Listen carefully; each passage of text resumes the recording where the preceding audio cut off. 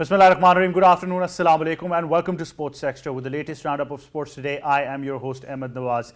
We've got a great lineup. Let's take a look at what we have on the table of Sports Extra today. We'll start off with cricket, of course, and it will be that Babar Azam is now the player of the month for the ICC. It was interesting to see Babar's journey from that disappointing PSL to the Australian series. What character, what class, the intent was there, and obviously the talent will always be there. There is no doubt about that.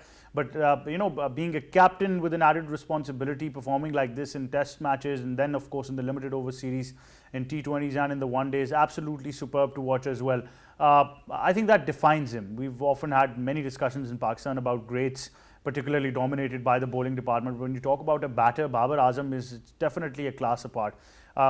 Different former cricketers, broadcasters, presenters, you'll have anybody they'll rate Babar Azam very highly. And I think player of the month is just one cornerstone, but on his way to the journey, the leadership capabilities, some of the confident decisions, sticking by his players, getting his players to perform, making them play even in their rough patches, and then of course making sure that they regain their form are some of the hallmarks of Babar Azam's captaincy career so far, which is of course still in the adolescent stage.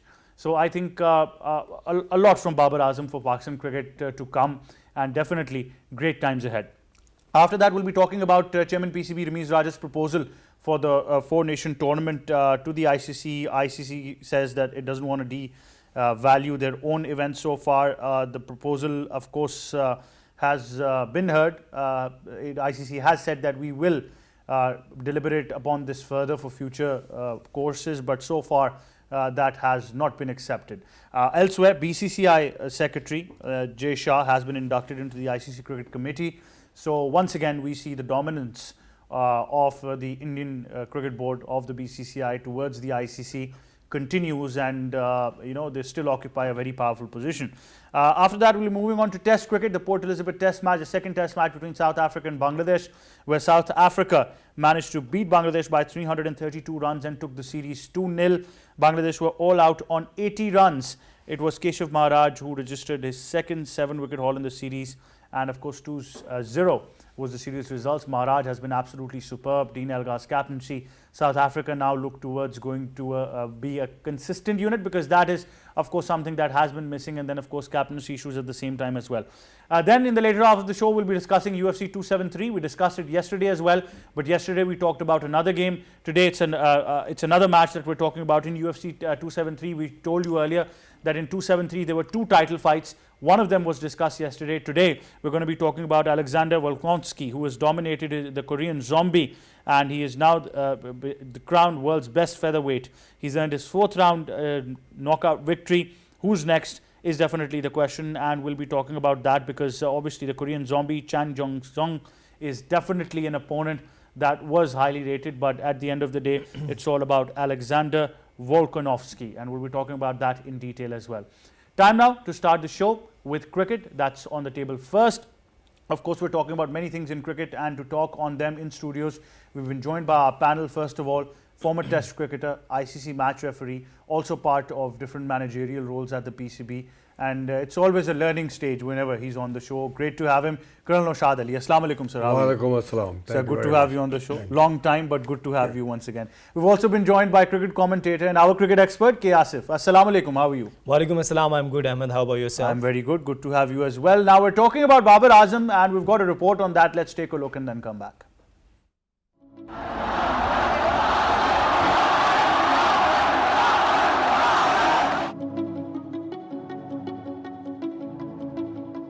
Pakistan captain Babar Azam has been voted the ICC Player of the Month for March 2020 on the back of his excellent performance during the Australian series. Azam scooped the honour following a number of thrilling batting displays in Pakistan's multi-format series against Australia. Amassing 390 runs in the pulsating Test series, his supreme contribution was highlighted by his record-breaking innings of 196 in the second Test, salvaging a draw for his side against the odds on the final day in Karachi. At the forefront of his side's batting unit, his exploits during the subsequent one-day international battles that took place in March also cemented Azam's claim as a standout player in international cricket during the month. Azam received the award ahead of fellow nominees Craig Braithwaite and Pat Cummins, and in doing so became the first player to win the award on 2 occasions after being crowned in April 2021. Speaking about Azam's phenomenal performance in March, member of the voting panel and former West Indies international Darren Ganga said, "Babar Azam wins this award not only because of the significant glut of runs scored during the Pakistan vs Australia tour, but also because his success with the bat across all formats. Being able to fulfill the burden of expectations as a captain and batter for Pakistan as host to an Australian team visiting after 24 years is a monumental achievement." There you have it, all you need to know about Babar Azam, and definitely a class apart. We'll discuss this further. Sir, we of course talk about history of Pakistan cricket. We've seen many individual performers, particularly more dominated by the bowling side. But what makes Babar Azam stand out so differently from his journey of the youth cricket of Pakistan, now with an added responsibility of a captain, but still standing out? Well, I know two cricketers, Babar Azam and Majid Khan. I mean, when Majid used to play with us, somebody used to say that he can see the ball 1 yard earlier than other batsmen. Then again, when I was managing the Pakistan A team, the same thing was said about Babar Azam. He can see the ball 1 yard earlier than other batsmen. What I'm trying to say is that one thing is common between the two, the perfect timings. Why perfect timing? Because they can see the ball earlier. And the sound which comes out, sound of the bat. It is a cracking sound which travels all around the ground without loudspeaker. Why? There are sheer timings. So Babar Azam is one of those cricketers. I think he has got all the qualities of a great batsman. It is just a matter of time. He is hardly 25, 26 years old. But I'm pretty sure that he will grab most of the record as far as the batters are concerned. He is one of those honest guys I have seen.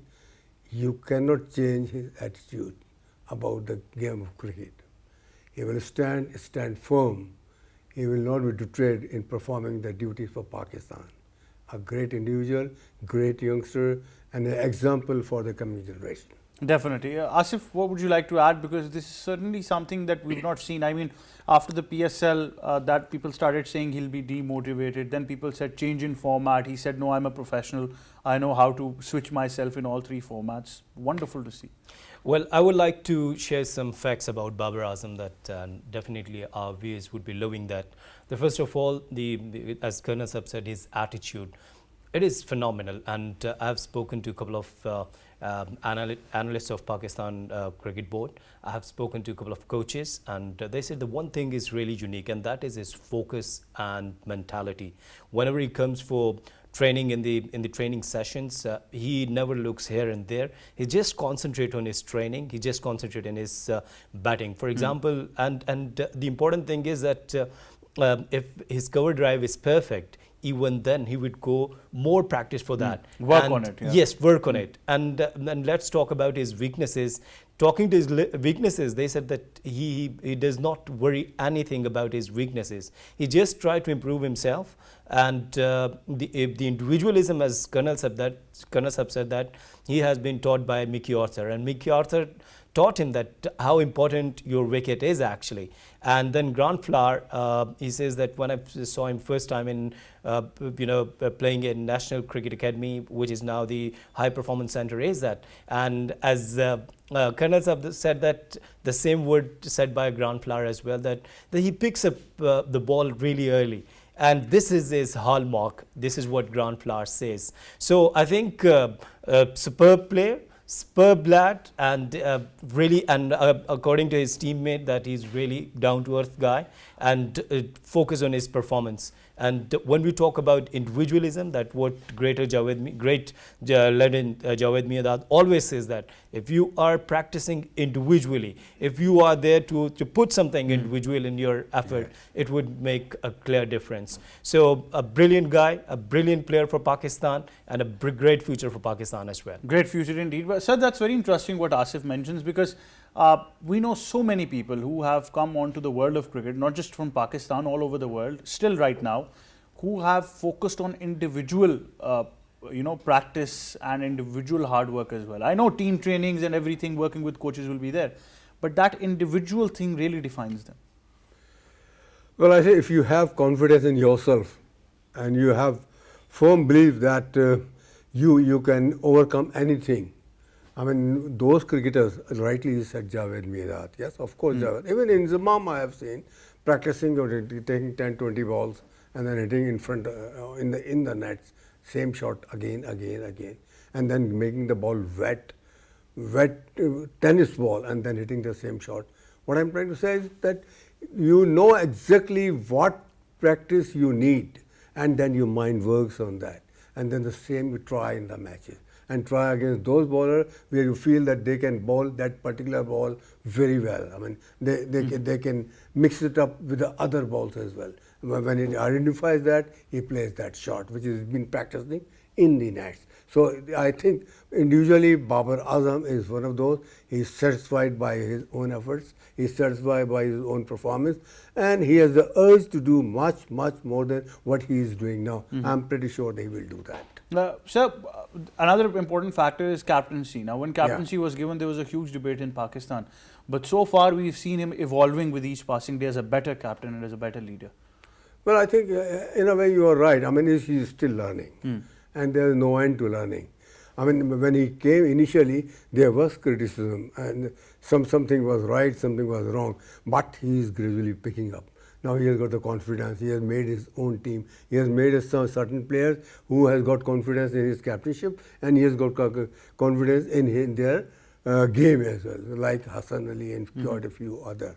So he has made the team which is known now to the Pakistani cricketers, Pakistani public, and Pakistani selectors as well. So all they were a bunch of cricketers, and Babar Azam rightly heads them as a captain.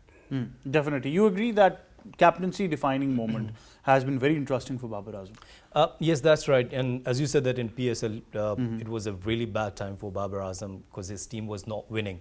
And as we have seen that Babar Azam was even then in good in the batting, and the entire team was destroyed, and there was no team management actually.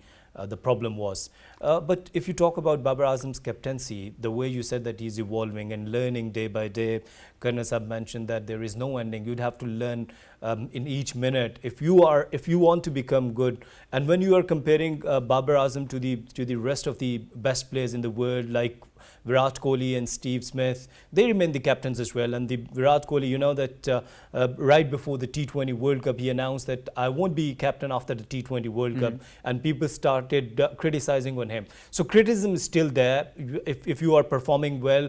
And we have observed that the way he led in Test series against Australia, led from the front, how he has saved Karachi Test, and after that we have observed some fantastic cricket in ODI series. Pakistan have nailed them, and the important thing, the Babar Azam, he led from the front and he performed well. He scored the centuries. The important thing is the youngsters watching. In his second century against Australia, there was no other than middle ball, the 100% rate, yes. Yes, the 100% rate was that he was middling the ball and playing with the full face of the bat. This is really important.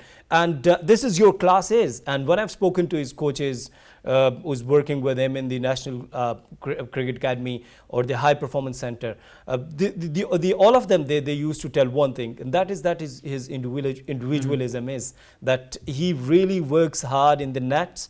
And definitely, and he puts more effort even on his strength as well. Definitely. So this is making him something extraordinary. You've got some notes as well of Babar Azam. Right? Yes, I was learning some. I was reading some books as well regarding Babar Azam, and youngsters watching. I was sitting in 2004, 2005 when India visited Pakistan, and I was the ball picker. But now I'm the cricket analyst. But do you remember that in 2007, Babar Azam was the ball picker in South Africa's series, and now he's the best player and the best player of the world. Definitely. Sir, would you like to add something? Just one thing. Yes, I mean, I remember Mansoor Ali Khan Patowary. He was the Indian captain. Once we were playing against Pakistan Eaglets against Cambridge. He was leading the Cambridge side. He was just 22-year-old. We were in the match when the news came that Mansoor Ali Khan Pataudy has been appointed as the captain of the Indian team at that young age.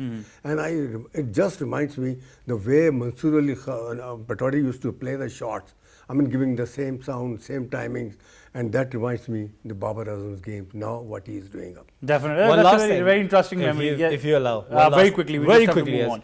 Mickey Arthur says in a book, he writes that earlier on, Pakistan Cricket Board, the guys, they were not happy with the Babar Azam. And I told them that, no, he's a special guy and he could do that. And I went with him in the nets. I have started and I keep telling him that this is your strength. Just try to Definitely. Just try to give importance to your wicket and make it better. Yes, and make it better. So credit goes to Mickey Arthur. Credit definitely goes to Mickey Arthur and everybody who's been involved with Babar Azam. But moving on now, Chairman PCB Ramiz Raja had a plan of a 4-nation series that he proposed to the ICC. Now, ICC has not agreed on that proposal. They're not ready to devalue their own ICC events as well. But at the end of the day, it does come to a lot of things, rights, sponsors and everything. And then, of course, we do know where the control of cricket lies on. Sir, would you like to comment on that being the expert? Of course. Yes, sir. This is a very interesting subject. You see, why this concept came into mind? There were 3 factors for it. India-Pakistan rivalry, it's been all over the world. You play India-Pakistan team, whether it's Canada or Pakistan or anywhere else. The crowd will be there, every interest will be there. Yeah, absolutely. 1. Number 2, Australia-England rivalry. I mean, they play Ashes every year and there's a lot of interest in it. Of course, and then Indian, a money giant. And they can muster the support, they can finance it all. The logistics and everything. Well, I think it was a very good idea, but of course there should be when something new comes up, there a debate, and let's see how much debate goes on. Yes, that's true. But ICC will never be ready to divide that share of pie, would it? Now, ICC's got a very busy schedule, you know, that due to these T20 World Cups and in previously, you know, that due to COVID, we didn't have cricket, and that's why now we are getting the World Cup in coming October, November in Australia. So, but the idea was really perfect. It was really fascinating, you know, that each year we want to see that the India-Pakistan playing and the England-Australia. So the idea was really good, but as you said that you know, all the powers, you know, when you talk about in ICC, that of course India is pretty much strong there, and ICC will of course will go with the Indian ideas. Definitely, that probably would be the case, but an idea that was there for the betterment of cricket and to attract more people. So I think that idea was great, but if the ICC is not agreeing, then like I said, they're not ready to divide that share of the pie. But Jay Shah has been, you know, has been inducted into the ICC Cricket Committee, sir. Jay Shah, the member. I know. Yes. Well, I think he rightly said Indians dominating. You see, right from the top to the general manager, they are either Indians or Indian sponsored. So they're controlling the finances, they're controlling the technical part of it. Well, Pakistan is one of those taking the stand, taking the right stand. So far, I'm pretty sure that this thing will continue, but there should be some sort of steps either by Australia, New Zealand, Pakistan, or even South Africa. They should not come in the trap, but should try to demolish the jinx of India. Manipulation shouldn't be there. Moving on now to Test cricket. Port Elizabeth Test match, 80 all out Bangladesh, South Africa dominating it again 2-0. They've won the series. Some great performances by South Africa from Keshav Maharaj, Dean Elgar, everybody involved. The whole team stood out as a unit, and I think it was great to see Bangladesh really have some problems of their own, don't they, Asif? Yes, and the important thing is once again their attitude, you know, asking to the umpires to give out on each appeal. So this is really important that, you know, that we were discussing about Khalid Mahmood and Shakibul Hasan in our previous show as well. Keshav Maharaj is a fantastic guy. You just see his fitness, you just see his high arm bowling action. You just talk about his spin, got 7 wickets and in first innings and scoring 80 runs with the strike rate of his 80s, hitting 3 sixes, 9 fours, and then once again taking 2 wickets in the second innings, 9 wickets, and then they stood the player of the match and the player of the series as well. Their captain Dean Elgar was supporting them really nicely. If you talk about Bavuma, if you talk about the rest of players, they're playing just like a unit, and the other side, the Bangladesh, their spin department is performing well, but not up to the mark. If you talk about their batting, destroyed completely, especially in second test. Their Mushfiqur Rahim was not up to the mark. The Tejul Islam, he was good with his bowling, but if you talk about Liton Das, the Mominul Haq, they all was ordinary with their performances. So South Africa, they are really good in performances, and when they are playing in home series, of course, they're using their spinners. And rightly said by Imran Tahir that after my performances, the way I have played for South Africa, now the youngster from the South Africa, they want to become spinner. And that's why we have watched the Brace Shamsi, we are watching Kejav Maharaj, the good spinning strikers in the world. So well done South Africa, the way they played, and Bangladesh, they didn't play well, and they were really good for the off the field activities, but on the field they were not really good. Sir, would you like to comment? Bangladesh has still not been able to manage to go through that transition phase. I mean, I remember the time of Mashraf Murtaza as a captain. They've got problems with their board as well. Everything is the same in Asian conditions. Well, of course, they have come well as far as the structure is concerned. They have so many grounds, so many stadiums as well. But I think you are technically right. I mean, they do not have that backup of the players, backup of the technical support, which should have been. Particularly in the test matches, I have seen Bangladesh performance is not that up to the mark where they should have been. Now look at this, South African were totally dominating to the extent that 80 all out is just a no score for any test match in the present day times. Definitely, that is the case. Kyasif Ahmed and Sir Nushad, thank you very much for being on the show. Great to have you. Now, before we go towards the break, today is a very historic day when you talk about cricket history around the world. Today is a day where I'll just, comment the tweet, which was one man, one innings, 400 runs. On this day in 2004, the great Brian Lara accomplished an extraordinary feat, the highest individual score in an innings of Test cricket by Brian Charles Lara, scoring 400 runs. And what a moment it was. What a record against England. He had this feat, and it was absolutely superb to see how Brian Lara achieved this. The strike rate was there, the ability, the shots, and what a glorious moment, not just for Brian Lara, for West Indies cricket, but for world cricket and Test cricket in general.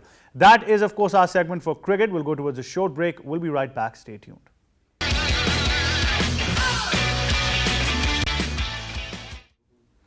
Welcome back to Sports Extra. We're going to be talking about UFC 273 in detail. Now, to talk about it further, we've been joined by sports expert Ali Mehdi. Assalamu alaikum. Walaikum salam. How are you, sir? Very well, thank you. Good to have you on the show. Let's take a look at this report of what we're talking about. We, of course, did UFC 273 yesterday as well, but there were two title fights, and now it's time for the other one.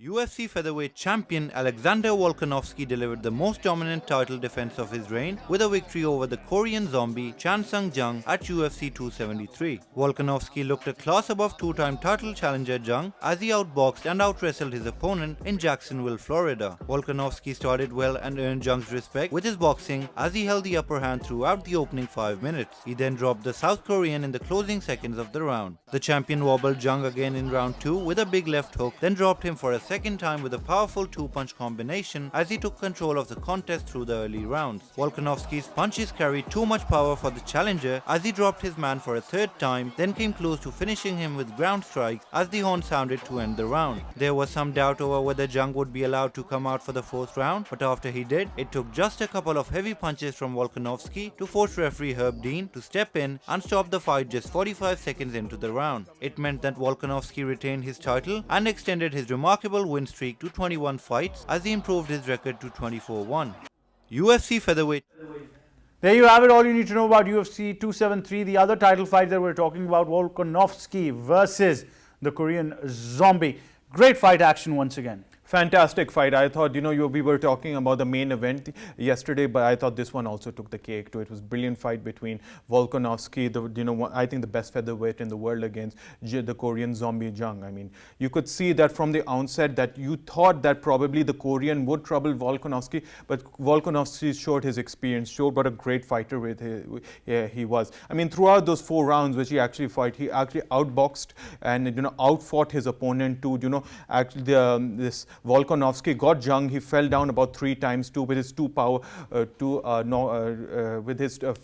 his knockouts too. And by the time the 4th round came, it was too late for Jung because he tried his level best to get up, but he was down. The zombie became the zombie. The zombie became the zombie too. He tried his level best too, but he could not outfight and outpower the sort of intensity and the high-packed punches which he was getting from.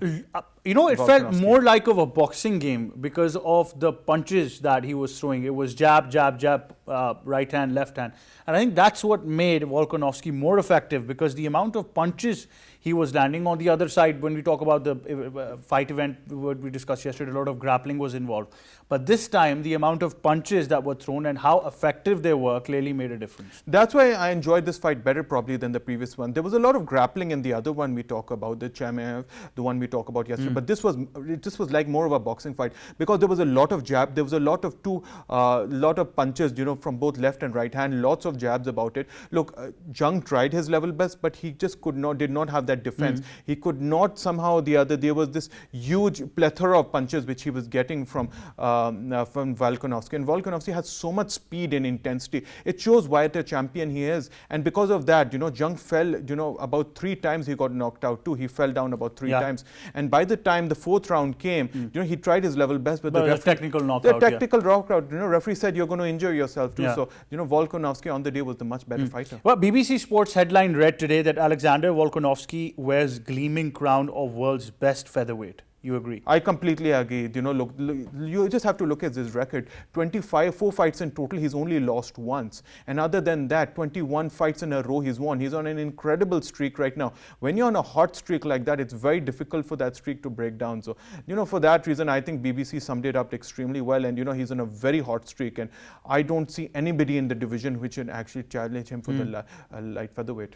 What's up next? I think that's the big question now. I think it's going to be very interesting who's up next. I genuinely thought that Jung would actually, you know, if not beat him, challenge him, but, you know, he had no answer to him. So, you know, you can put the whole line of, you know, queue of fighters against him, but I actually feel that, you know, whoever comes in his way, he's going to tear them down, because he's on an incredible streak, and I don't see him slowing down. People are saying Volkanovski versus McKee would be a special fight, a true mega fight, considering it right now, for the fans' perspective, would be as big as any fight there in the No, I think McKee would be a good fight too. I think McKee is the one, he's actually wanting this fight for a very long too. He wants to have a go against Alexander Volkanovski. There's a little bit of banter on both sides too, but, you know, that would be the super fight. You know, that's something which Dana White is looking into. He'll probably want that right now too. So I think that is the most realistic But fight. McKee's already dismantled the former champion. If you talk about Patricio Pitbull at 277 in San Jose, he was absolutely ruthless, and the fight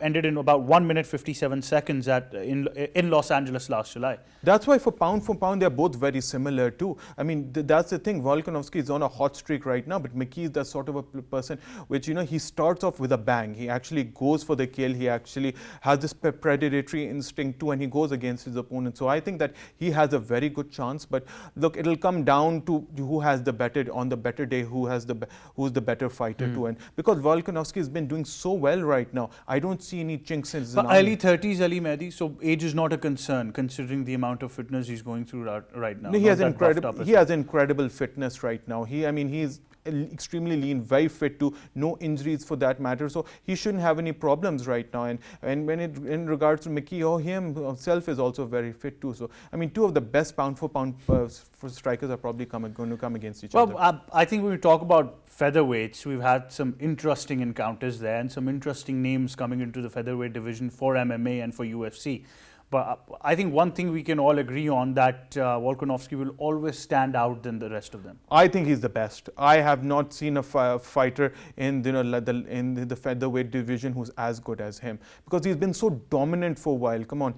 Ahmed, 21 in a row. I mean, that's completely insane. That's insane. And the thing is that if you look at his fights over those 21, he's just getting better and better, and his ability to strike is getting stronger. I mean, yesterday, the way here on 273, the way he dismantled Jung. I mean, Jung didn't even have a clue what to do. He was completely clueless.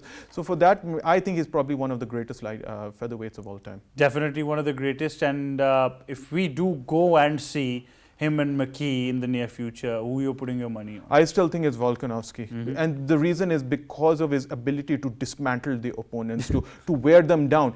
Look, if you look at these 21 fights, he's beaten them either early or he's taken them the distance too. And for that, he has that sort of experience where he can wear down his opponents or he can get rid of them quickly. Believes in the formula of knockouts. Knockouts, whereas McKee, he needs to finish off his opponents early too. So for that reason, I think that Volkanovski, this is hot favorite, but you never know on the day. It just takes a couple of good punches and your opponent is down. Definitely. Ali Mehdi, thank you very much for being on the show. That is all we have time for. But one thing is for sure, I think all of us agree that Volkanovski is probably one of the greatest featherweights that we're seeing in UFC. And you've got to talk about this, and the prospect coming up with him against McKee in the near future is going to be absolutely amazing and a fight treat for all you UFC fans. But you still never know. It's still a prospect. It's still a wish. You never know. It might just go on to the fight card, and if it does, probably one of the biggest fights that we see in the near future of UFC to come. That's all we have time for. From me and the entire team, catch us tomorrow. Once again, it's goodbye for now.